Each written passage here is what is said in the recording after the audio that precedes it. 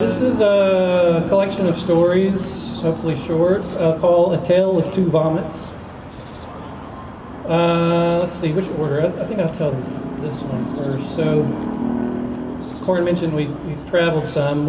We were in Italy. We had a group of 4 traveling via planes, trains, and automobiles. And we were staying at Airbnbs. I'm not sure what city specifically. It might have been Florence. But we had arrived in our Airbnb. I had just washed my boxers in the sink and hung them on a clothing line, crisscrossing over the bed. I started not to feel too well, a little bit of a headache, slight achiness.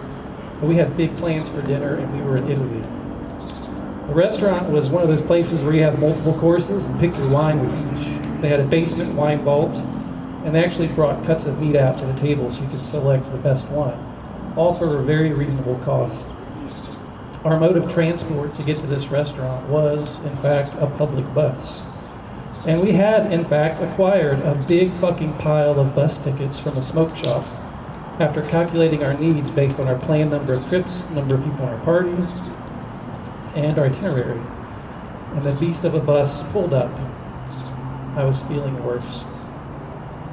The bus was already pretty full, and we had to board at the back. The tickets actually seemed pointless as the driver had never actually collected them. As more and more people boarded, and as we were standing in the aisle, we got pushed farther and farther back to the belly of the beast. At the back of the bus was actually the hot engine roaring with hot air. It seemed like a dragon fire to me as I realized that the motion was not helping my predicament. I was feeling worse. The next thing I know, we stop and a nice woman boards the bus. She was as much a stranger to me as everyone else outside of our quartet. She turned around and pressed herself against me. Now you might think this is where the story turns into a romantic one. As the bus rises and falls with the bumps in the road, and she, not unattractive, is pressed up against me like Cardi B dancing to WAP.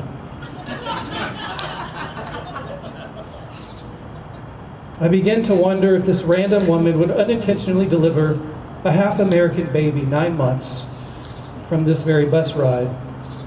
But no, the heat of the engine exhaust and the ache in my head only made me more and more uncomfortable with the whole situation.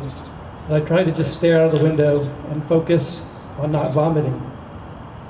We finally got to the stop, and I pressed my way out in the fresh air, grabbing a seat by a fountain to cool off as we were checked in for our reservation.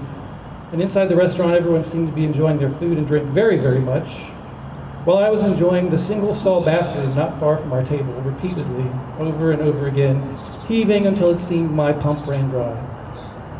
They all ordered, but I sheepishly indicated that I would have to pass on dinner. And the nice waiter, seeing my distress and my frequent flyer membership with the bathroom, offered some hot tea and plain white rice. I took him up on it, and he also brought out some antacid to help settle my stomach, although he thought I was using a different exit ramp altogether. The rest of our group had a great time, even touring the cellar and purchasing some wine. They were even excited to go to a local bar afterwards, but I was just excited to lie down. I escaped the restaurant, feeling the cooling mist from the fountain once more, and looked down the street. I suddenly realized the smoking metal beast barreling towards us was our way back home, and I had to get back on that fucking bus. But I resolved not to sit in the back as I crawled back in the belly of the dragon, the driver barely glancing at my attempt to pass him a ticket, only offering a short nod to the rear. We lurched forward, and I held my breath, counting the stops, as that same young lady boarded the bus. She winked at me. I'm just kidding. Round 2. This one, let's call it Where Are the Cans? It's not too long. So sometimes I wonder if I'm prone to getting a literal travel bug. So if you fast forward a little bit, several years ago I was in DC for work. I had plans to meet my coworker, Jeff, after work in town for some good and fancy Mexican food. During the workday I started not feeling well.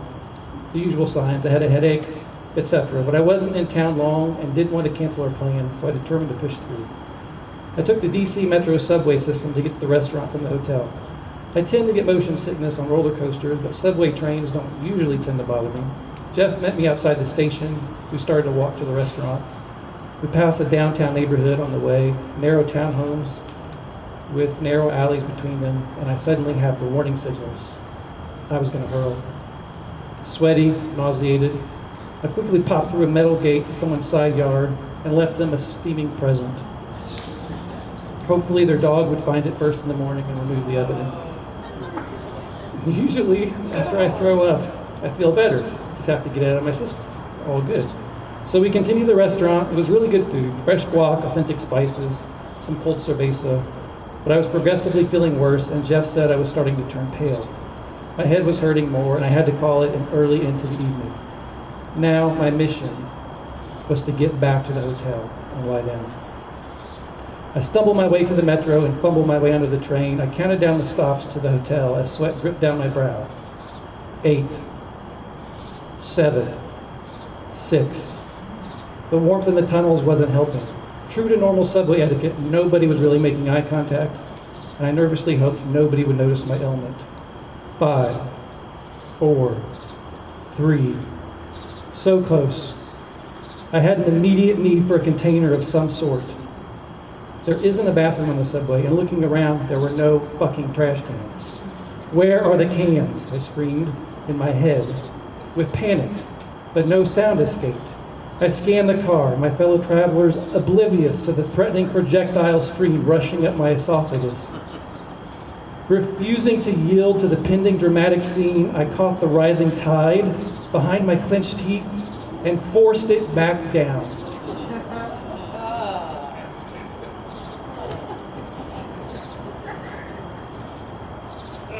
The acidic mess burning on its return journey. Trigger warning.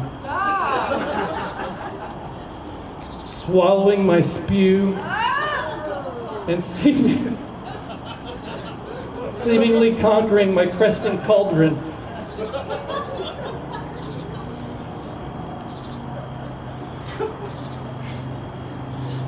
I wiped my brow, wincing and wondering if anyone had noticed.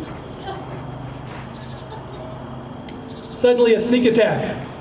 A second wave rushed toward freedom to be sprayed across the metro map and the group of young students pictured in the ad for the International University. With bravery and gusto, I caught the wave once more and forced it back down again. True story.